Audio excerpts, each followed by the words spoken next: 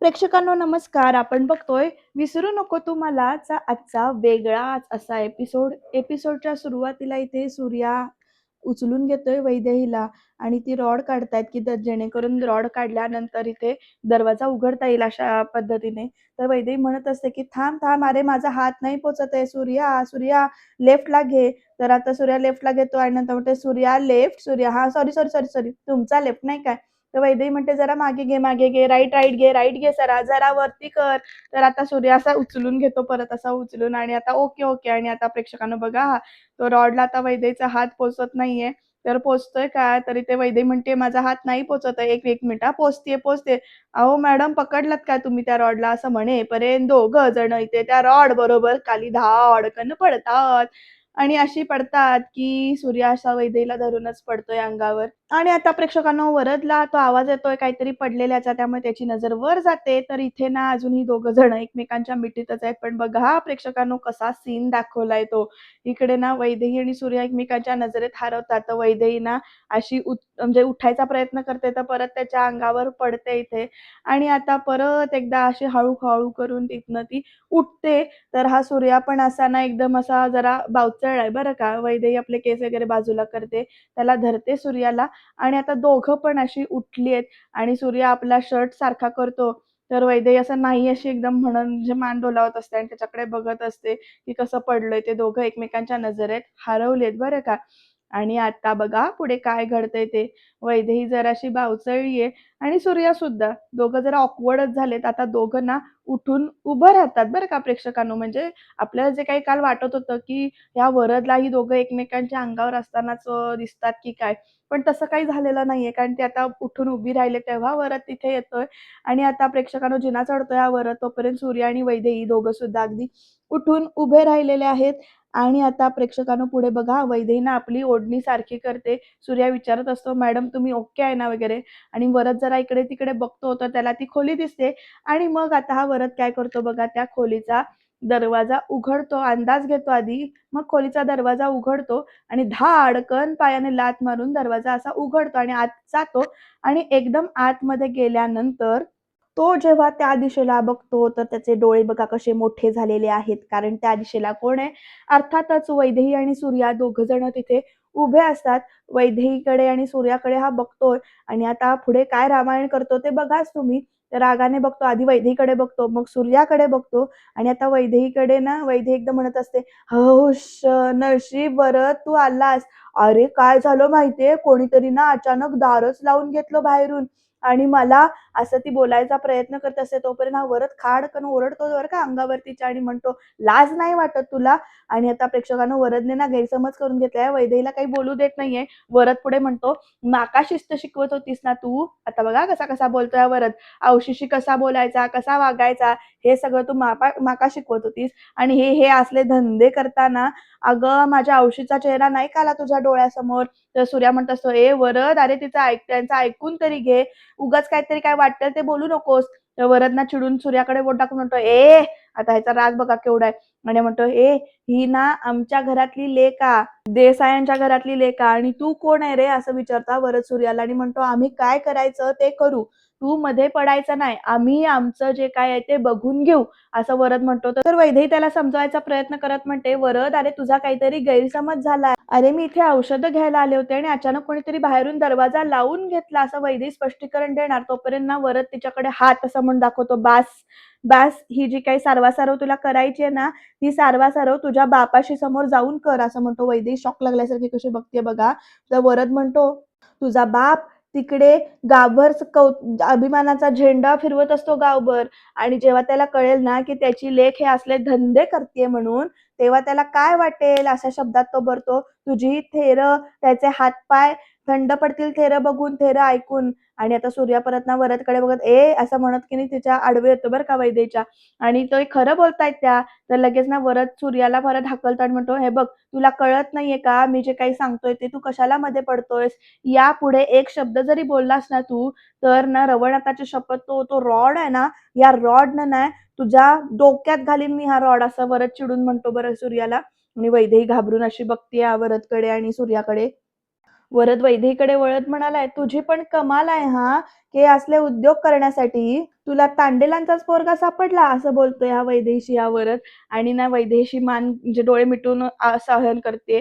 तर वरद पुढे म्हणतो, "अरे आपल्या सावलीला पण उभं राहायची लायकी नाहीये यांची आणि तुझं सोड अगं, तुझं सोड. अगं आपल्या देसायांच्या अब्रूचा तरी विचार करायचास तू," असं वरद म्हणतो. तर सूर्या परत ना असं करून आता बोलायला जातो. "अहो डॉक्टर मॅडम, अहो तुम्ही ह्याचा काही बोलतोय ना ते मनाला लावून घेऊ नका," असं सूर्या म्हणतो वैदेहीला. आणि पुढे म्हणतो, की "त्याचं तोंडच असं आहे गटार." तर सूर्या असं बोलतोय तोपर्यंत ना वरद ना, "तू काय एका सांगितलेलं कळत नाही, तू का आता मी सोडत नसतंय," असं म्हणत ती खालची रॉड उचलतो अक्षरशः वरद. तेवढ्यात वैदेही काय करते, त्या रॉडला असं गच्च धरते बरं का, अडवते आणि तिकडनं सूर्याने पण हात लावलाय. आता प्रेक्षकांनो पुढे बघा हां, वैदेही खुणेनं नाही म्हणून सांगते इथे वरदला, तर वरद रागाने ती रॉड खाली फेकून देतो. "सोडतोय लय तुका, कारण इथे आमच्या देसाईंचीच लेक आमची अब्रू चव्हाट्यावर आणते, तर तुका काय बोलणार?" असा हा वरद म्हणतो परत सूर्याकडे बघत आणि वैदेहीकडे बघत म्हणतोय, "आता बोलणार नाही, तर आता ना, आता करून दाखवणार." असं म्हणत प्रेक्षकांनो हा वरद काय करतो बघा, वैदेहीचा हात आपल्या हातामध्ये धरतो. वैदेही पण त्याच्याकडे अशी बघत राहिली आणि वरद ना वैदेहीचा हात धरून ना असा टरा-टरा वैदेहीला सूर्याच्या समोरनं असं ओढत अक्षरशः बाहेर आणतोय तिकडनं. सूर्या बिचारा काही करू शकत नाही. तो तसाच तिथे उभा राहिलाय. वैदेहीला असं ओढत, ओढत आणतोय बाहेर अगदी खूप जोरात ओढतोय, हाताला हिसके बसेल असं. तर "वरद, वरद" असं म्हणत सूर्या त्यांच्या पाठीमागून येतोय. आता प्रेक्षकांनो जिन्यावरनं सुद्धा अक्षरशः ओढत आणलंय. वरद परत एकदा असं ओढत-आढत आणतोय, तर सूर्यानं आता त्यांच्या आडवं जाऊन उभा राहतो. "वरद, वरद थांब तू" असं म्हणतो आणि आता बघा पुढे म्हणतो, "अरे ऐकून घे माझं." तर सूर्याला वरद परत म्हणतो, "तू ऐक. तू ऐकून घे माझं. तू मध्ये पडू नकोस. माझं डोकं आधीच फिरलंय, तर फुकटचा मरशील." असं म्हणत ना वरद सूर्याचा हात ढकलून देतो जोरात तिकडे आणि परत वैदेहीला धरतो आणि टरा-टरा ओढत ना अक्षरशः घेऊन जातोय. आता घरात जाऊन नक्कीच काहीतरी हा मोठं रामायण करणार असं दिसतंय. पण एक चांगलं आहे जेव्हा या अंगावर दोघांच्या असतात पडलेली असतात, तेव्हा मात्र ह्यानं बघितलं नाहीये ते. तर प्रेक्षकांनो आता घरामध्ये बघा, घरामध्ये जाताना सुद्धा वरदने वैदेहीला अक्षरशः ओढत नेलंय. अजिबात हात सोडलेला नाहीये तिचा. आणि घरात आता चाल, चल सगळ्यांना कळू देत तुझे उद्योग" असं म्हणत अक्षरशः ढकलून देतो. तर आत्या विचारते, "वरद अरे काय करतोस तू?" तर वैदेहीचे बाबा म्हणतात, "वरद हा सगळा काय प्रकार हा?" वरद बघा कसा रागावलाय असा एकदम चिडलाय कसा आणि आता बाबा म्हणतात, "वरद हे तुझं आता अति होतंय हां." असं म्हणून आता बाबा ओरडायला चालू करतात. म्हणतात, "तुझ्या वागण्याला जरा आवर घाल, नाहीतर गाठ माझ्याशी." असं असे बाबा चिडून म्हणतात आणि मग त्याच्यानंतर वरद चिडून परत म्हणतो, "माझा अति होतोय, माझा अति होतोय." आणि आता वरद कसा बोलतोय बघा. तो म्हणतो, "तुमच्या मुलीचा पराक्रम ऐकाल ना, तर मग कळेल तुम्हाला, की कोणाचा अति होतोय ता." अशा वरद बोलतो. तर आत्या आता चिडून म्हणते, "वरद." तर आता वरदचे बाबा म्हणतात, "वरद अरे काय झाला? डोकं शांत ठेवून नीट कायदा समजावून सांग अरे काय झालं असा ते." तर आता प्रेक्षकांनो वरद म्हणतो, "आणि काय समजावायचंय आता? हां, सगळ्यांना समजावायच्या पलीकडचा गेलेला आहे आता सगळं." असं सगळं वरद बोलतो आणि मग म्हणतो, की हे सगळे ना आमची वैदू, आमची वैदू, आमची वैदू करून ना डोक्यावर बसवला का आणि तुमची वैदू काय करते? तुमची वैदू बाहेर जाऊन गुण उधळता असं वरद म्हणतो. तर ना इकडे आत्या म्हणते वरद, तर बाबा असे ना रागावून बघत असतात वरदकडे. तर वरद परत म्हणतो वैदेहीकडे बघत, "सांग ना, सांग सगळ्यांना काय करत होतीस?" आता प्रेक्षकांनो बघा हां, वरद कसा बोलतोय ते आणि सगळे कसे तिच्याकडे रागाने बघतायत. वरद पुढे म्हणतो, "सांग कामाच्या नावाखाली एका अंधाऱ्या खोलीमध्ये हां, त्या परक्या मुलासोबत काय करत होतीस सांग?" तर आता प्रेक्षकांनो वरदचं हे बोलणं ऐकून ना बाबा अगदी चिडून म्हणतात, "वरद!" तर म्हणतो, "माझ्या लेकीबद्दल काही वाईट बोललेलं मी खपवून घ्यायचो नाही." असं वरदला बाबा ओरडतात. वैदेही तर रडतच आहे अक्षरशः. वैदेहीचे बाबा म्हणतात, "अरे अगं वाटेल ते बोलतोयस तू, लाज नाही वाटत तुका?" असं ओरडल्यानंतर बाबांनी ओरडल्यानंतर वरद परत म्हणतो, "तिका करायला लाज वाटली नाही तर माका मी तर फक्त बोलतोय." तर बाबा परत "वरद!" असं करून ओरडतात प्रेक्षकांनो. तर आत्या पण म्हणते, "अरे तू काय बोलतोयस? तुका कळतंय तरी?" असं विचारते आत्या इथे ओरडून आणि म्हणते, "हां, हे बघ बिनबुडाचे आरोप करू नकोस हां तिच्यावर." तर वरद म्हणतो, "मी माझ्या डोळ्यांनी पाहिलंय हिला." "ए, सांग ना तू" असं वैदेहीकडे बघत म्हणतो हा आणि वातावरण ना एकदम तापलेलं आहे बरं का प्रेक्षकांनो. तर आता खरंच पुढे काय घडणार बघूया आपण. तर प्रेक्षकांनो सूर्या मात्र इथे परत असं सॅड झालेला आहे, दुःखात आलेला आहे. पण त्याला सगळं आठवतंय, की कसं वैदेही बोलत असताना वरदने गैरसमज करून घेतलाय आणि तो म्हणतो, "जी काही सर्वासर्व तुका करायची आहे ना, ती तुझ्या बापाशी जाऊन कर." तर ते तू तिकडे तुझा बापूस अख्ख्या गावभर अभिमानाने तुझं झेंडो घेऊन मिरवत असतो आणि इकडे त्याची लेक असले उद्योग करते असं सगळं वरद बोललेलं आठवतं इकडे सूर्याला. आणि सूर्य आता सुन्न होऊन असा ना तिथे खाली बसून राहिलाय बरं का प्रेक्षकांनो. परत त्याला आठवतंय, तुझी पण कमाल की हे असले उद्योग करण्यासाठी तुला तांडेलांचंच पोरगं सापडलो असं पण म्हटलेलं असतं ते आठवतंय. अरे आपल्या सावलीला पण उभं राहायची लायकी नाही यांची आणि तुझं सोड आणि आपल्या देसायांच्या आबरूचा तरी तू विचार करायचास, असं सगळं हा वरद बोललेलं ते परत सूर्याला इथे आठवतं. आणि कसं तो तिला घेऊन गेला हाताला धरून ओढत ओढत, हे सगळ्या गोष्टी इथे वरदच्या सूर्याला इथे आठवत आहेत. आणि तो असा विचार करत सुन्न होऊन बसलेला आहे. आणि मग तो असा ना खूप दुःखी झालाय बरं का. आणि आता आता कुठे चांगलं होत होतं, परत रिलेशन सुधारत होतं आणि परत असं हे झालेलं आहे. त्याच्यामुळे तो असा खूप असा सॅड होऊन बसलाय. तर प्रेक्षकांनो आता वरद इकडे परत म्हणतो, "ता सगळ्या तर मरून जाऊ दे, महत्वाची गोष्ट तर मी सांगितलीच नाही अजून." आता वरद आता काय सांगणार म्हणून दोघं बघतायत बरं का. वरद पुढे म्हणतो, "ती जेव्हा ऐकशील ना, तेव्हा तू हिची ओटी भरशील," अशा शब्दात बोलतोय बरं का. आणि आता आत्या पण कशी बघते. तर आता वरदचे बाबा म्हणतात, "ए काय ते गोल-गोल फिरू नकोस, एकदाच काय ते सगळं सांगून टाक." आता वरद ना एकदम बघतोय बघा कसा वरदच्या बाबांकडे. आणि आता वरद पुढे बोलायला चालू करतो, "तो परका पोरगा कोण होता? ऐकायचंय तुम्हाला?" असे दात खाऊन बोलतोय हा वरद. आणि आता प्रेक्षकांनो, "त्या तांडेलांचो नासका रक्तो, सूर्या तांडेल," असं म्हणून सांगतो. आणि आत्या एकदम ना हां अशी करते आणि वैदेहीला धरलेलं असतं आत्याने. तर ते हात सोडून देते. तर बाबा पण असे ना रागाने एकदम बघतायत वैदेहीकडे वगैरे. सगळ्यांना असा धक्का बसतोय. आत्यानं आपला हात सोडला हे बघितल्यानंतर इकडे वैदेही सुद्धा जरा धक्क्यात जाते, की हे नेमकं काय होणार आहे ते. आणि आता प्रेक्षकांनो, "वरद," असं म्हणत बाबा परत ओरडतात आणि म्हणतो, "ता जर खोटा निघाला ना, तर गाठ परत माझ्याशीच असा." असं परत इथे वैदेहीचे बाबा म्हणतायत. तर वरद म्हणतो, "माझ्यावर विश्वास नाही आहे ना तुमचा? मग तुमच्या लेकीला विचारा ना." तर आता प्रेक्षकांनो बघा पुढे काय घडतंय ते. बाबा ना असे एकदम आता रागाने वैदेहीकडे बघतायत. सगळीच जण वैदेहीकडे बघतायत. आणि वरद म्हणतो, "सांग, सांग," वैदेहीकडे बघत. आता बाबा हळू वैदूच्या जवळ येतात आणि म्हणतात, की "वैदू, वैदू सांग." वरद बोलतो, "ता सगळा खरा असा का सांग." तर आता प्रेक्षकांनो काय विचारताय मी असं म्हणत ना बाबा एक-एक पाऊल पुढे जातात, वैदेही एक-एक पाऊल मागे जात असते. वैदेही पुढे म्हणते, "बाबा माझं एकदा म्हणणं ऐकून घ्या." पण वैदेहीचे बाबा काहीही तिचं ऐकायला तयार नाहीयेत आणि ते एकदम विचारतात, "तू सांग फक्त, तू त्या तांडेलांच्या मुलासोबत होतीस का नाही? हे सांग फक्त." असं रागाने विचारतात बरं का वैदेहीचे बाबा. तर वैदेही म्हणते, "हो, होते पण तोपर्यंत पुढचं ऐकायच्या आत इथे वैदेहीचे बाबा वैदेहीवर हात उचलतात आणि वैदेही तर कंटिन्युअसली रडते बरं का. हात उचलतात फक्त, मारत नाहीयेत तिला. पण प्रेक्षकांनो ही जे असे बघतात ना सदानंदचा अवतार, तरी ते वरदचे बाबा आणि वरद दोघं सुद्धा शॉक झालेत बरं का, की पहिल्यांदा हात उचलला जातोय. आणि आता प्रेक्षकांनो हात असा मागे घेतात वैदेहीचे बाबा. आणि वरदला जरा तेच हवं असतं असं वाटतंय. पण आता वैदेहीचे बाबा ना असे एकदम ना जातात आणि टेबलाजवळ तिथे सोफ्यावर जाऊन बसतात. आणि त्यांना सहन होत नाही, की त्यांनी हात उचललाय. वैदेही पण इथे रडते. आणि "वैदू" असं म्हणत इकडे आत्या म्हणते, तोपर्यंत तिकडे बाबा स्वतःलाच मारून घेतात आणि "नले, नले, नले" असं म्हणत रडायला चालू करतायत बाबा स्वतःला मारून घेत. आणि प्रेक्षकांना आता आत्याला समजत नाही वैदेहीकडे बघायचं की वैदेहीच्या बाबांकडे बघायचं. तर आता "दादा, दादा" असं म्हणत वैदेहीची आत्या ना इकडे जाऊन बसतीये आता वैदेहीच्या बाबांजवळ. आणि प्रेक्षकांनो वैदेही तर मात्र खूप रडायला लागली इथे. खरंच एखादा गैरसमज झाल्यानंतर अशा गोष्टींबद्दल आपण जे स्त्रिया बोलूच शकत नाही ना तोंड वर करून एकदम असं म्हणजे तोंड दाबून बुक्क्यांचा मार, जरी खरी आपण असलो तरी तसं काही नसलं तरी बोलताच येत नाही. तर प्रेक्षकांनो इथे सूर्या बघा आता असा सुन्न होऊन परत बसलाय. त्याला परत त्याच सगळ्या गोष्टी आठवतायत. आधी आठवतंय की कशी वैदेहीनं मिठी मारली होती, घाबरायला काय झालं होतं, तर ते बघ असं म्हणत जेव्हा ती पाल दिसते. सूर्याच्या डोक्यामधले विचार आठवतायत त्यालाच, की एकच पाल होती काय? अजून जरा पाली असत्या तर, असं सगळं त्याला आठवतंय.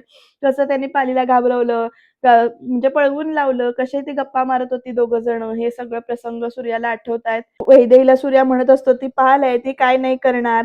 आणि परत ती "काय नाही करणार, काय नाही करणार," असं म्हणत परत कशी वैदेही जाऊन मिठी मारते त्या पालीला घाबरून. हे सगळे प्रसंग सूर्याला आठवतात. आणि कशी त्यांनी कॅडबरी शेअर केली होती, कसं ती झोपताना पडत होती, तेव्हा कसं इकडे सूर्याने तिला आधार दिला होता आणि कसे एकत्र म्हणजे खांद्यावर डोकं ठेवून शांतपणाने झोपली होती.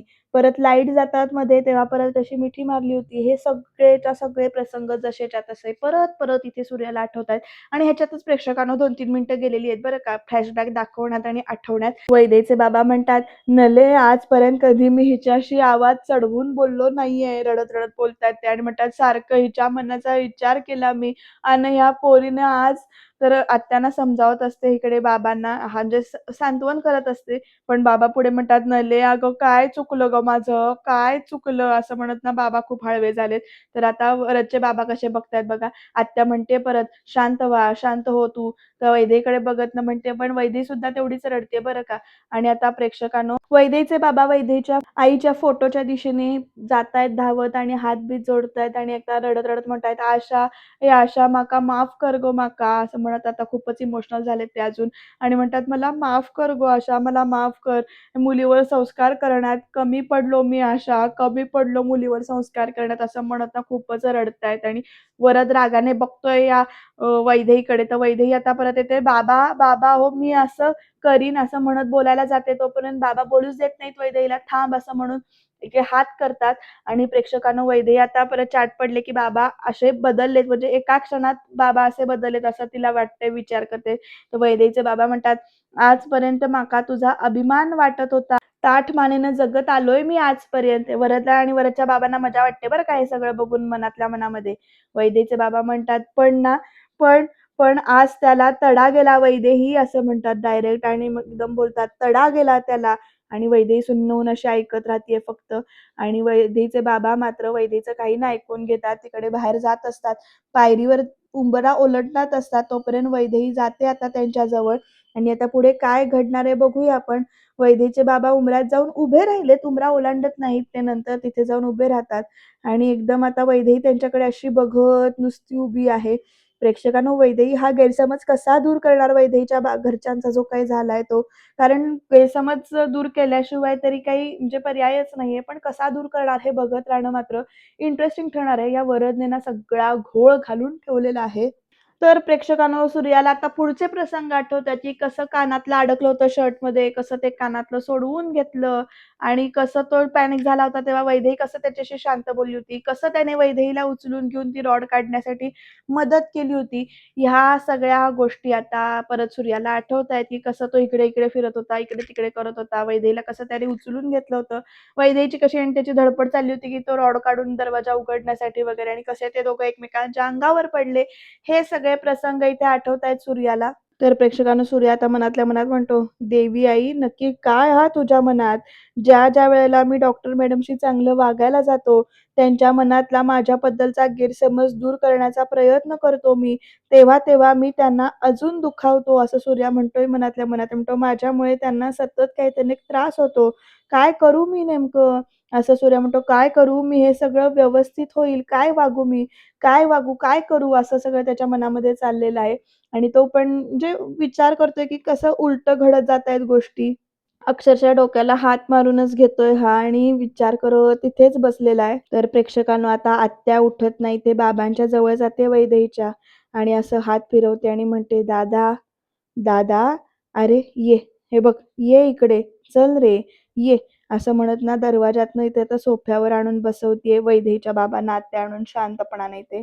वातावरण जरासं अजून टेन्शनमध्येच आहे आणि बिघडलेलंच आहे. आता आत्यानं आत तिथे टेबल खुर्चीजवळ आणून बसवलं इथे आणि आता पुढे काय घडणार? आत्या काय बोलणार? किंवा वैदेही परत काय बोलणार बघूया. आत्या आधी ना वैदेहीच्या बाबांना इथे पाणी प्यायला देते. "घे पाणी" असं म्हणून सांगते. तर प्रेक्षकांनो वैदेहीचे बाबा पाणी घेत नसतात. तर आता "घे, पाणी घे. काय रे असं करतोस तू? तू घे ना पाणी." असं म्हणत आता आत्या रडत-रडत बोलतीये आणि पाणी प्यायला लावतीये. जरा शांत व्हायला सांगतेय राग. तर प्रेक्षकांनो आत्या पुढे म्हणतात, "तू ना उगीच स्वतः त्रास करून घेऊ नकोस हां." आणि आत्या पुढे म्हणते, की "माझो या गोष्टीवर विश्वास नाही." असं सांगते बरं का. म्हणजे आता वैदेहीला जरा तरी समजतंय की म्हणजे बरं वाटतंय, की गैरसमज झालाय, पण आत्या विश्वास ठेवत नाहीये या गोष्टीवर त्या. पण प्रेक्षकांनो गप्प बसेल तो वरद कसला? वरद इथं चिडून म्हणतो, "म्हणजे म्हणजे मी मूर्ख आहे. इथे मी गळा फाडून सांगतोय सगळ्यांका." तर लगेच वरदचे बाबा म्हणतात वरदला, "आता तू थांब रे जरा थांब." तर सदाभाऊ, "हे बघा मी काय म्हणतोय" असं म्हणत होता. वरदचे बाबा बोलायला येतात वैदेहीच्या बाबांशी आणि परत ते म्हणतात, "वैदू आपलीच लेक असा. झाली असेल तिच्याकडून चूक. तुम्ही" पण तोपर्यंत वरदच्या बाबांचं हे सगळं बोलणं ऐकून की चूक झाली वगैरे, तर वैदेही बोलायला चालू करते, "माझ्याकडून कुठलीही चूक झालेली नाहीये." तर वरद बघा कसा रागाने चिडून बघतोय वैदेहीकडे. वैदेही ना परत असं बोलायला प्रयत्न करत असेल, म्हणते, "माझ्यासाठी आणि कायम स्वतःपेक्षाही जास्त हे घर, या घरातली माणसं आणि त्यांचा माझ्यावर असलेला विश्वास महत्त्वाचा आहे." असं वैदेही बोलते आणि रागाने वरदकडे एकदा बघते आणि प्रेक्षकांना आता वैदेहीच्या बाबांच्या जवळ येत म्हणते, "बाबा, बाबा, ओ बाबा." तर बाबा काही बोलत नाहीत बरं का, वैदेहीकडे बघत नाहीयेत आणि मान फिरवतात ते. तर वैदेही म्हणते, "बाबा तुम्हाला खरंच असं वाटतं का तुमची वैदू असं काहीतरी करेल म्हणून?" असं म्हणत ना रडत बघत असते. तर प्रेक्षकांनो ना इकडे वैदेहीचं लक्ष आता आत्याकडे जातं. कारण बाबा काहीच बोलत नाहीये. तर वैदेही आता "आत्ती, आत्ती तुलाही असं वाटतं का गं?" असं म्हणत ना आत्याला विचारते वैदेही. तर आत्या "नाही गं" असं म्हणून सांगते बरं का स्वतःच. तर वैदेही एकदा आत्याकडे बघते, एकदा बाबांकडे बघते आणि प्रेक्षकांनो ना आता वैदेहीचे बाबा काही न बोलताना तिकडनं निघून जात असतात. तर वैदेही ना बाबांचा हात घट्ट धरते आणि "बाबा" एवढंच म्हणते. तर प्रेक्षकांनो वरद बघा कसा बघतोय हा. वैदेही बाबांना हाका मारत असते, "बाबा, अहो बाबा एकदा बघा ना माझ्याकडे. बाबा एकदा बोला माझ्याशी." असं म्हणत वैदेही कळकळीनं सांगते वैदेहीच्या बाबांना. पण वैदेहीचे बाबा काहीही ऐकून घेत नाहीत. वैदेही पुढे म्हणते, "तुमची मान शरमेनं खाली जाईल असं मी कधीच वागणार नाही हो." असं म्हणत ना रडत सांगते. पण बाबा वैदेहीच्या हातातून त्यांचा हात सोडवून घेतात आणि वैदेही जे काही समजायचं आहे ते समजून जाते. प्रेक्षकांनो हा वरदचा एखादा डाव असेल का नेमकं काय आहे? ह्याच्यापुढे नेमकं काय घडणार? या गोष्टीमुळे वरदच्या आणि वैदेहीच्या नात्यावर काही परिणाम होतील का? ते बघूया. पण उद्याच्या भागात इथे वच्ची बाई आपली सूर्याच्या समोर तिने ती स्थळं ठेवतीये आणि त्यातला एक कुठली ती पसंत कर असं म्हणून सांगते. पण इकडे वैदेही मात्र फ्रेंडशिप डेच्या दिवशी सूर्यालाच काहीतरी सरप्राईज द्यायच्या विचारात आहे आणि आता तेवढ्यातच तिच्या समोर येणार आहे, की सूर्याचं लग्न ठरलंय असं सुधाकर सांगत असतो चिंगळीला आणि वैदेही हे सगळं बोलणं ऐकते. आता हा एक नवीन गैरसमज होऊन परत त्यांच्या नात्यामध्ये काहीतरी घोळ गैरसमज होणार का? दोघं एकमेकांपासून दुरावणार की आणखीन जवळ येणार? ते बघत राहूया. त्याच्यासाठी तुम्ही चॅनलला सबस्क्राईब करायला विसरू नका.